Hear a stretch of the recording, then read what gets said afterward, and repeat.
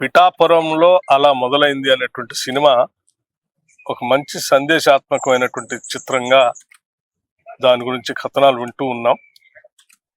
ముఖ్యంగా యువతకి సమాజంలో ఎలా ఉండాలి, మన సంస్కృతి ఎలా ఉంది, కలిసి ఎలా ఎదగాలి కుటుంబ సమేతంగా అనేటువంటి సందేశాన్ని కూడా స్పష్టంగా తల్లిదండ్రులు ముఖ్యంగా ఎట్లా గౌరవించాలి, వారి అభిప్రాయాలను ఎట్లా తీసుకోవాలి, అవన్నీ కూడా మీ ఎదుగుదలకు ఏ రకంగా ఉపయోగపడతాయో కూడా మంచి సూచనలు చెప్పేటువంటి ఈ సినిమాని అందరూ చూడవలసిందిగా కూడా విజ్ఞప్తి చేస్తా ఉన్నాం.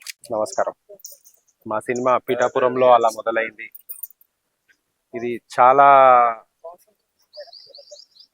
పెద్ద హిట్ అవ్వాలని మనస్ఫూర్తిగా కోరుతూ మాకు మంచి సహకరించిన తొలి ప్రయత్నం ఇది. మా తొలి ప్రయత్నం అంటే నా తొలి ప్రయత్నము. నేను ప్రొడ్యూసరు, మా ప్రొడ్యూసరు, మా డైరెక్టర్ గారు చంద్రమహేష్ గారు ఈ సినిమాని అందరు ఆదరించి మంచి సక్సెస్ ని ఇవ్వాలని కోరుకుంటున్నాను. Thank you. అందరికీ నమస్కారం. పిఠాపురంలో అలా మొదలైంది అనే కథ చాలా అద్భుతంగా ఉంది. నేను చెప్పక్కర్లేదు, పెద్దోళ్ళు అందరు చెప్పారు. డైరెక్టర్ గారు, ప్రొడ్యూసర్ గారు అందరూ, అలాగే మన డిప్యూటీ సీఎం గారు అందరూ ఆదరించి ఈ సినిమాకు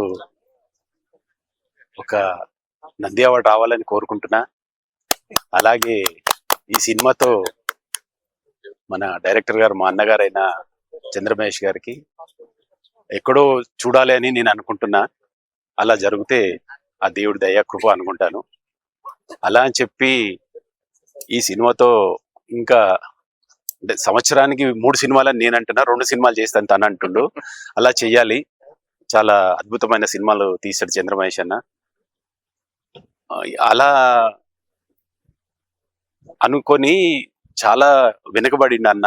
ఎందుకంటే ఇప్పుడున్న ట్రెండ్ కి అటాచ్మెంట్ అంటే ప్రేయసి రావే, హనుమంతు అలాంటి మంచి మంచి సినిమాలు తీసిన డైరెక్టర్లు ఎక్కడికో వెనక్కి వెళ్ళిపోయారు. మళ్ళీ అన్న చాలా ముందుకు వస్తున్నాడు.